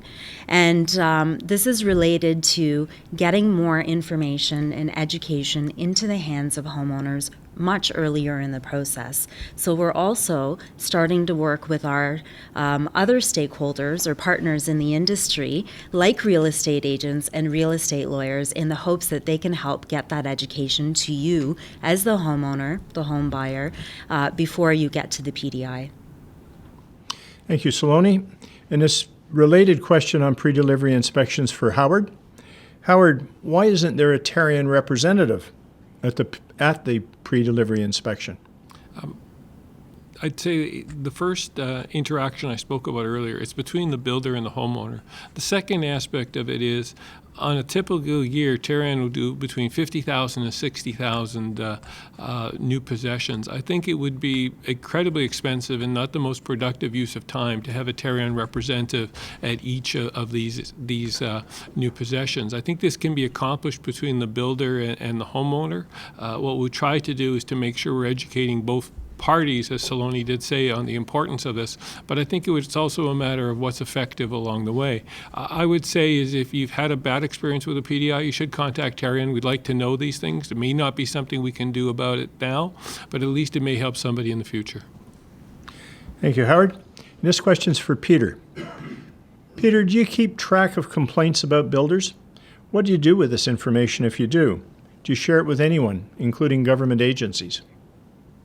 Yes, Tarion does track complaints about builders, and I think there are two main areas where we do this. The first is complaints that are about customer service, and that's a theme that we've been talking about tonight. Complaints about customer service, I'd focus on a request for conciliation in that warranty process. So a request for conciliation to Tarion means that a homeowner has filed a form, identified to the builder that there are defects, and then at a certain point, the homeowner is raising that the builder hasn't addressed those defects and is reaching out to Tarion, making a request for conciliation. And we track when that event occurs, how often it occurs, and we track to the extent to which that request for a conciliation ultimately requires Tarion to get involved and the resolution of that. Now, I can tell you that in terms of requests for conciliation in that warranty process, somewhere in the order of 90% of the cases where a warranty form is being filed, issues are resolved entirely between the builder and the homeowner without the need for Tarion's involvement. So in the vast majority of cases, builders are operating with good customer service in that respect. Where those requests for conciliations turn into chargeable conciliations, meaning that Tarion's made a determination that the builder in that specific instance fell below the minimum customer service standard, we track those chargeable conciliations, and those chargeable conciliations, I think as I alluded to earlier, will be posted on the builder directory against that builder, and so you'll be able to see that. We also post information arising from that in connection with the amount of claims that may be paid out of the guarantee fund in connection with that builder. And we also specify if any major structural defects arose, which were the subject of that request for conciliation. So that's one whole area of complaint tracking we do that we publish through the builder directory. The second area is honesty and integrity, and the statute that governs kind of the regulation talks about honesty and integrity of the officers and directors of builders, and says that they have to have honesty and integrity in how they complete their undertakings. So we will monitor complaints that relate to that kind of issue, that honesty and integrity issue. And we take those complaints in and we investigate them, we track them. In 2015, there were about 40 of those complaints. We publish the numbers around that in the annual report. And those honesty and integrity complaints could result in sanctions against the builder. They could result in meetings. They could result in requiring builders to take customer service courses. They could result in limits on what they can build and where they can build and what kind of product they can build. And it could ultimately result in a revocation proceeding if the honesty and integrity issue is clear and is significant enough to warrant that. All of that information, or at least the tracking of that data, appears in our annual report. So overall, those are the kinds of complaints that we track, and that's how we handle them. Thank you. Just to give the panel a bit of a break, along with the questions this evening, we've just received a compliment from a homeowner, and I think it's worth sharing with the panel. The homeowner says, "I've found Tarion to be professional, knowledgeable, and educational.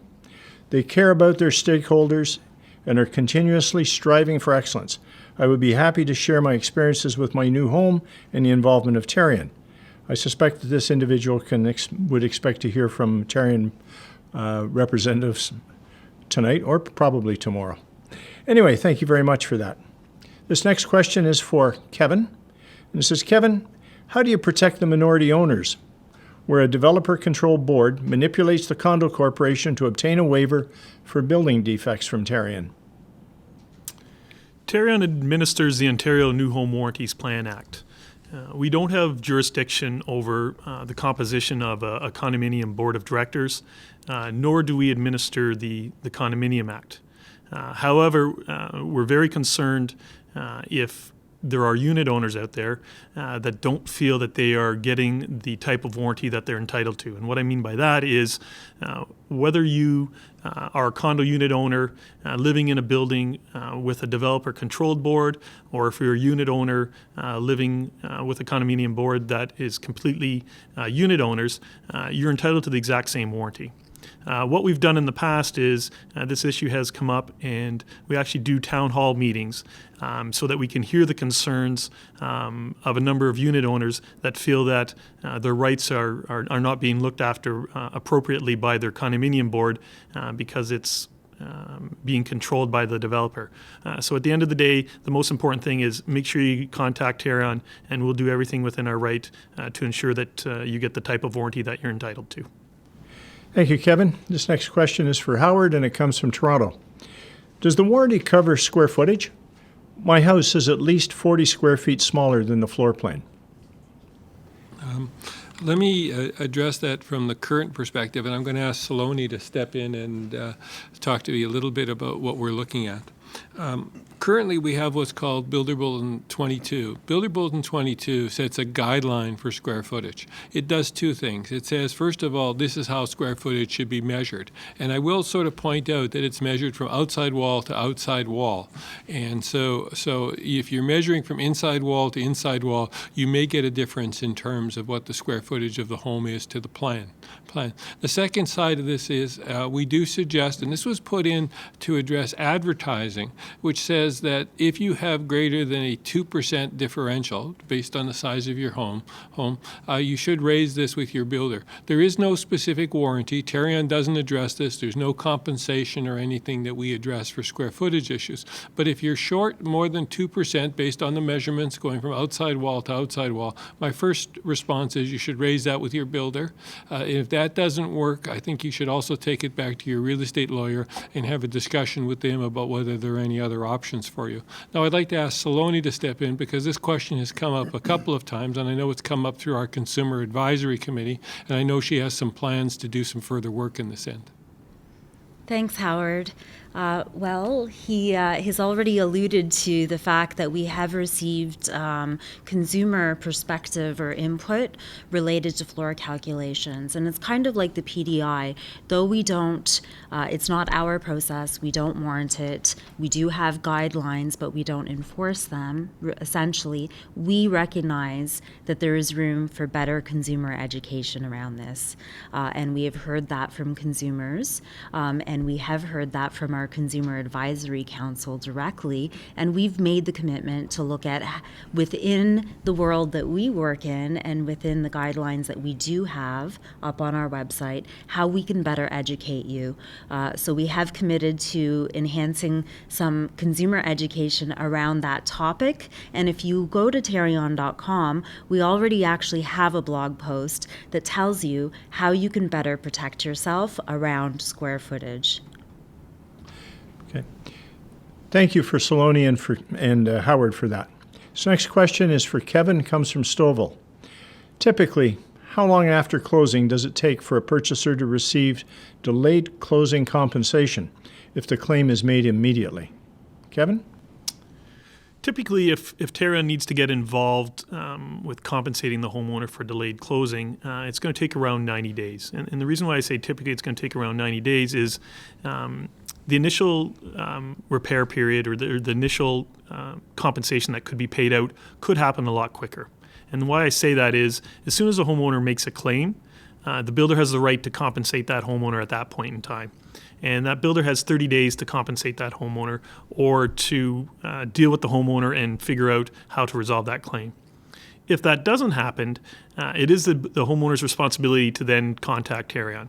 So as long as they contact them right away, we'll still stay within that typical 90-day period for compensation.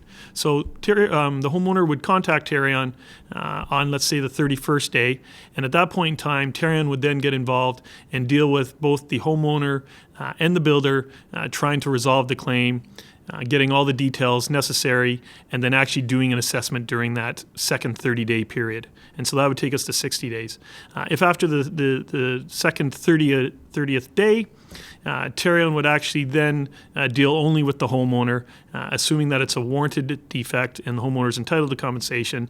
The builder would no longer be involved, and Tarion would deal directly with the homeowner, and it would likely take another 30 days to deal with exchanging of documents and as well as issuing a check. So typically, Tarion's involved, it's going to take 90 days. If the builder compensates without Tarion's involvement, it could happen a lot quicker. And obviously, there's going to be some situations that aren't your typical ones that are much more complex, and they may take in excess of 90 days.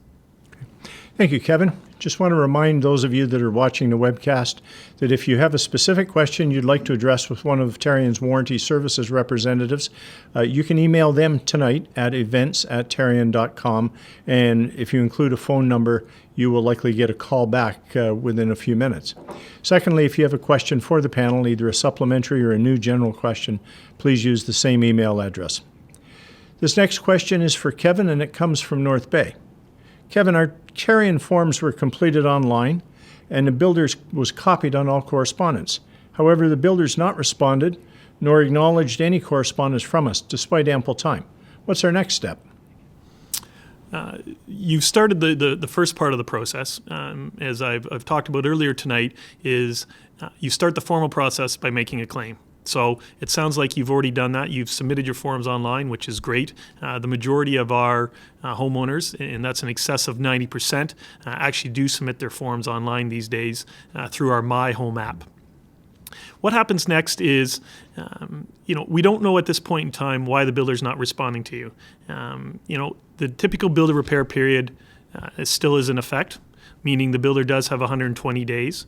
But what happens is, if during that period the homeowner really believes that the homeowner or the builder is no longer around, that homeowner can contact Tarion, and they can ask for our assistance. And that's a new process. In the past, what we've done is, if a homeowner would call us in, we would always tell them, the builder has that initial 120-day repair period. And what we had heard from the homeowners was, well, why do I have to wait that 120 days? They're not responding from me, don't know where they are, their phones are disconnected, various reasons why they don't think the builder's around. Or maybe it's just a case of maybe the builder just isn't aware of their responsibilities. So we created a new process called earlier intervention. And what that was is we would get involved earlier in the process if we would hear from either the homeowner or the builder indicating that there was issues during that initial builder repair period and that Tarion's help was needed. And a lot of times it really is just opening up the lines of communication again. And I want to share an example with you of a recent earlier intervention situation that's worked out very well for both the homeowner and the builder.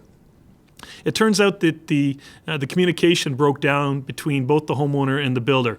The homeowner was telling the builder, I don't want you to ever come back to my house ever.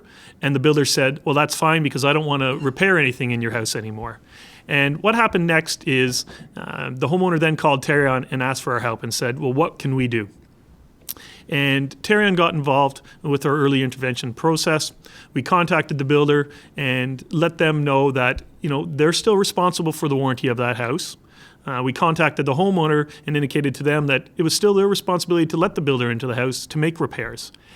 And what we found out during this time, where we were able to open up the communication again between the homeowner and the builder, was the fact that there was one real serious issue that really was upsetting the homeowner.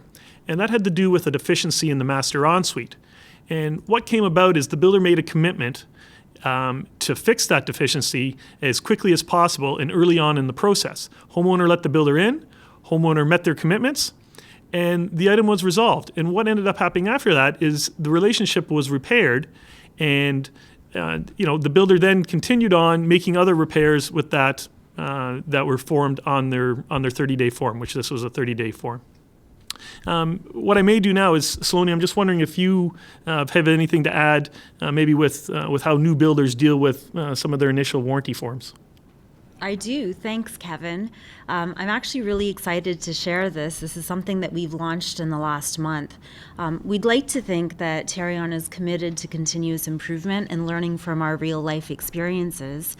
And what we've found is when a builder goes through all of their testing and licensing, it's not like they're building a home and moving their first customer in the very next day.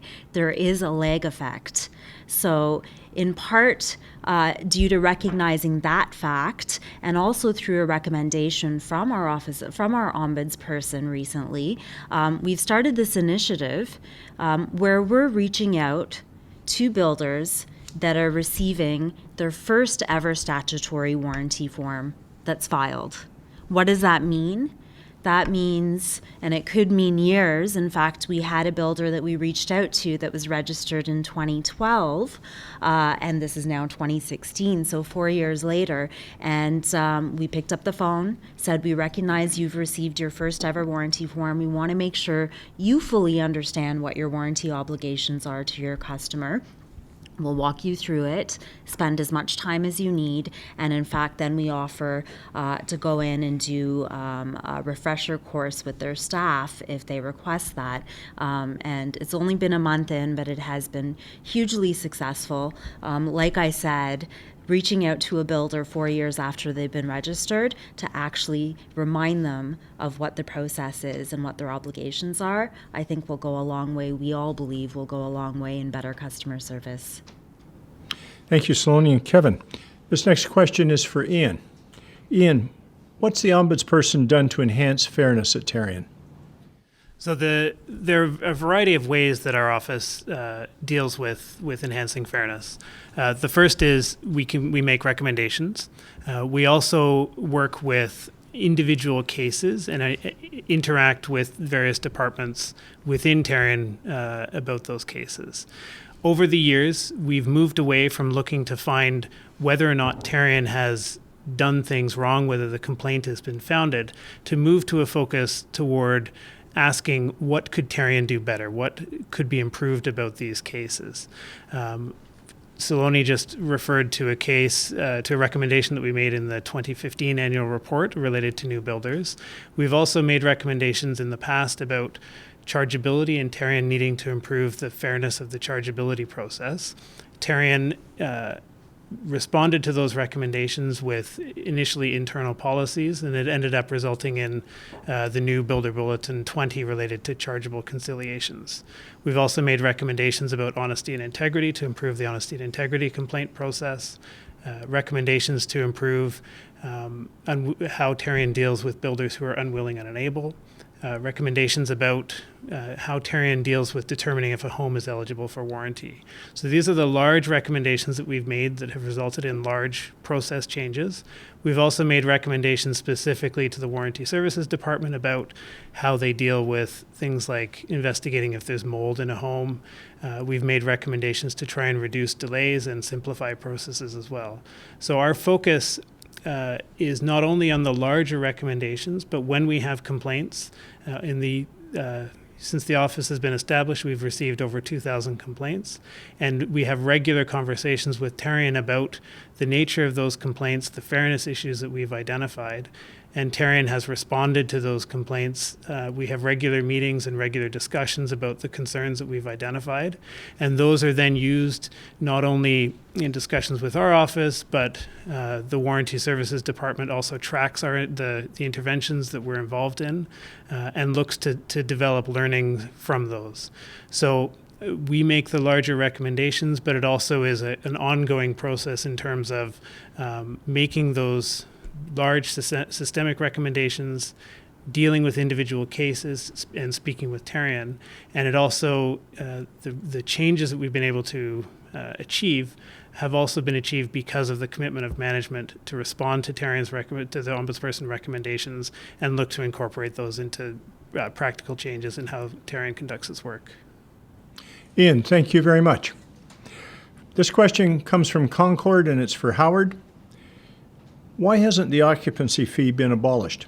Isn't this just a scam for developers to fund their projects?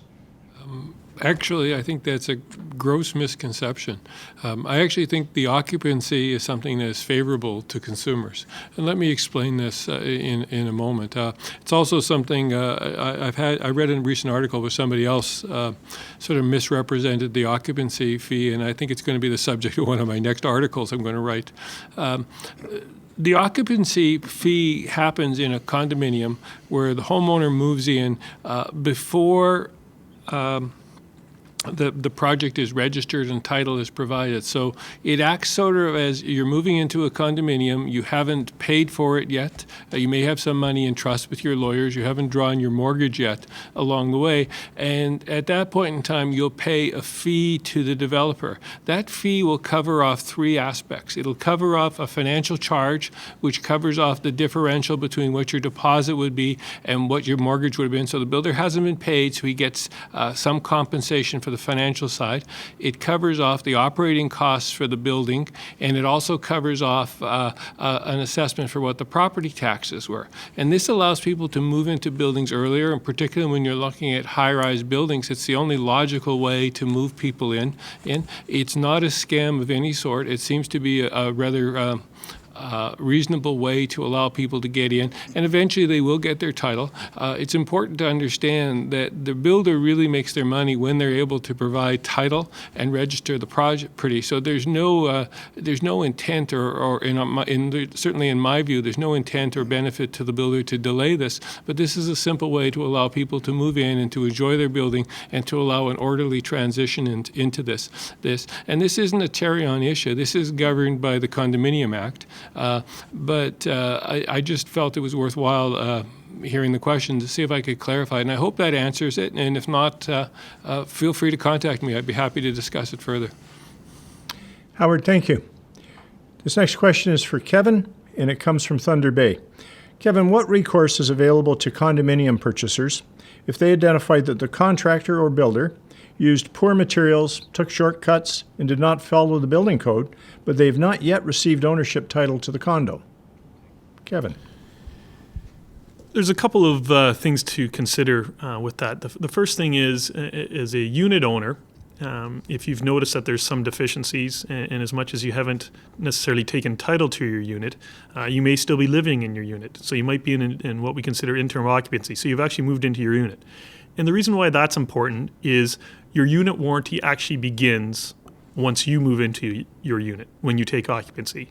So if you've noticed that there's some problems, whether it's an OBC violation, whether it's material that you think is not appropriate, you need to make sure that you make a claim. Fill out one of the statutory warranty forms for your units. So that ensures that if it's a unit issue, that you've appropriately alerted Tarion to that concern. If it's a defect in the common elements and you're actually living in your unit, you need to make note of that. And at this point in time, if you haven't received title to your unit, there isn't a condominium board. And that's important because as much as your unit warranty starts when you actually move into your unit, your common element warranty actually doesn't start until the condominium is registered. So you need to make sure that you make note of whatever those deficiencies are. If they're a health and safety issue, by all means, make sure that you contact Tarion at that point in time. But if there are other issues, you keep track of that information so that when your condo does get registered, that you inform your condominium board and or your property manager of these deficiencies. And the reason why that's important is because your condominium board and your property manager have a responsibility. They have a responsibility to hire a performance auditor. And that performance auditor typically is a professional engineer, but the responsibility of that performance auditor, and this is actually a requirement of the Condominium Act, they have to actually do a performance audit of your building on the common elements, and then they actually submit that claim to Tarion. So once again, by noticing what those defects are, by alerting your condominium corporation or your board of directors, who will then ensure that the performance auditor is made aware of those concerns, that's going to be made as an official claim to Tarion. Now, there's also something else with regards to a typical high-rise unit. There's additional checks and balances. So even if the building has not been completed, even if the homeowners haven't moved in, if a homeowner realizes there's some issues, there's additional checks and balances that are done. And what that is during the construction of a typical high-rise building, there's an external consultant that is hired, and they're referred to as a field review consultant. It's a third-party expert that basically watches as the building goes up, makes note if there's deficiency, looks at what some of the major risk areas are, and makes note of those concerns. And so we consider those milestone reports. And so that field review consultant files those milestone reports as part of the Builder Bulletin 19 process. And they file those reports both with Tarion and with the builder. So as the building's being constructed, if there's deficiencies noted, the builder is put on notice and the builder is expected to remedy those deficiencies. As the building is completed and all the milestone reports are completed, the field review consultant will actually do what's considered a final Builder Bulletin 19 report. So that'll include all the milestone reports, whether or not the builder has remedied all the prior concerns that the field review consultant had noticed, and that information is given to Tarion as well as to a builder. Now, what also happens with that final Builder Bulletin 19 report is that's actually submitted to the condominium corporation, to the newly formed board of directors at the turnover meeting. So as I mentioned earlier in this question, the warranty for the common elements actually begins once the condominium is registered. Shortly thereafter, there's actually a turnover meeting, and the condominium board of directors is actually formed. So that newly formed condominium board of directors will actually get this final Builder Bulletin 19 report, which will indicate if there's any deficiencies and all the reviews that have been done during the construction of that building. And why that's is important is the fact that that will actually be handed over to your performance auditor when they actually do the performance audit of your common elements. Peter, this next question is for you. If a builder declares bankruptcy, how would Tarion recover money? Would that same builder be able to start a new construction company and continue to build? Peter. Let me first talk generally about recovery, and then I'll talk about how we recover in the context of a bankruptcy, and then I'll talk about the last part of that question, which is, can the builder come back? So first off, when we register builders, we typically require that builder to either post securities with us, or we will require them to have a principal sign an indemnity showing that they stand behind the obligations of their builder. So in a typical case where we pay out money, we will look to that builder to recover that money. We will be looking to recover by securities, or we may be going after the principal personally or the indemnitors personally to recover that money. Now, in a bankruptcy, kind of all bets are off a little bit here, because in a bankruptcy situation, we become a creditor like other creditors, and we'll be trying to pursue our recovery rights in the context of that bankruptcy. Outside of a bankruptcy, historically, we recover, in the neighborhood of about 40 cents on the dollar that we pay out. In a bankruptcy, it's a lot less than that because we're in an unsecured situation. Now, the last part of that question is, if someone loses their license because of bankruptcy, can they come back again? And the answer is probably not. We keep a record of that. We keep a record of that situation, and we connect that record to the name of the people that are behind that company. And when someone comes in to register, we require them to tell us who the principals, officers, and directors are, and we will check against our records to see what kind of performance history is behind that new applicant. And in a case like that, the new applicant's going to really have to show some real good reasons why, notwithstanding the bankruptcy, they should be given a registration again. Thank you, Peter. This next question is for Howard. It's a relatively general question, but important one. Howard, how is Tarion funded? That's a great question. Tarion is funded through two sources. First of all, we receive no government funding in terms of that.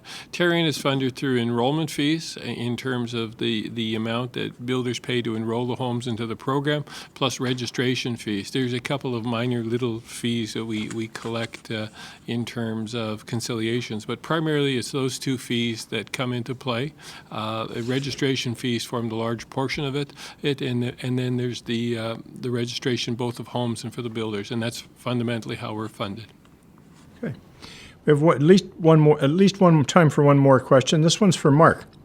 Mark, does Tarion exist to protect the home buyer or to protect the builder? Well, firstly, let me be clear. Tarion is a consumer protection organization. We also have the responsibility of regulating the industry, but we are here to protect consumers from builder failures, home defects, as well as set the standard for the home warranty. Tarion also protects consumers by registering builders, and it also investigates into illegal building practices. And although limited by the Ontario Warranty Plans Act, it is a very strong warranty and second to none, in my opinion, when compared to other warranty programs across the country.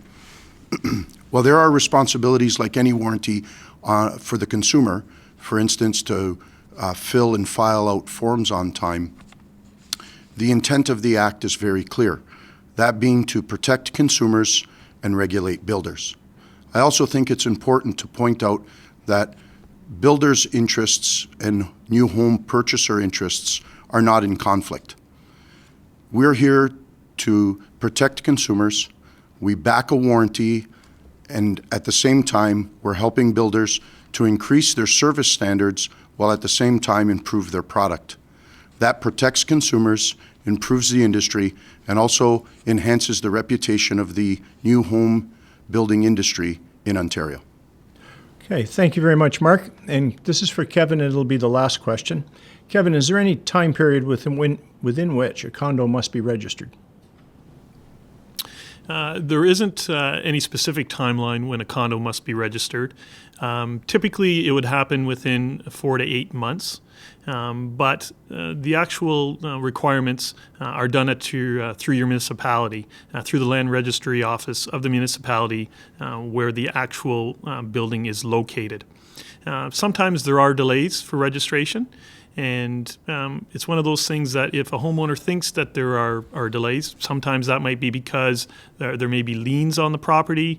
Sometimes maybe there's some outstanding issues with some of the permits that were issued by the municipality. But if there are delays and it seems to be taking longer than the typical time, I would suggest to a homeowner that they should certainly contact their builder to get whatever information is available for why there is the delay, or even contact the municipality. Okay. Thank you very much. And that brings us to the ends of the questions. And we've come to the end, in fact, of Tarion's 2016 annual public meeting. I'd like to thank everyone who participated in this event. That's the hundreds of you that are at home who are watching on the web, and the many, many more of you who submitted questions to us before and during this evening. It's tremendous we've been able to engage the entire province, unlike past annual meetings, and we've truly had participation from all parts of Ontario. Tarion will be posting the recording of tonight's webcast on its website within the next week. Those questions and answers that were not addressed tonight will be part of a written summary that will be also posted to the website in the near future. I'd like to thank the members of the panel and all of you out there who participated.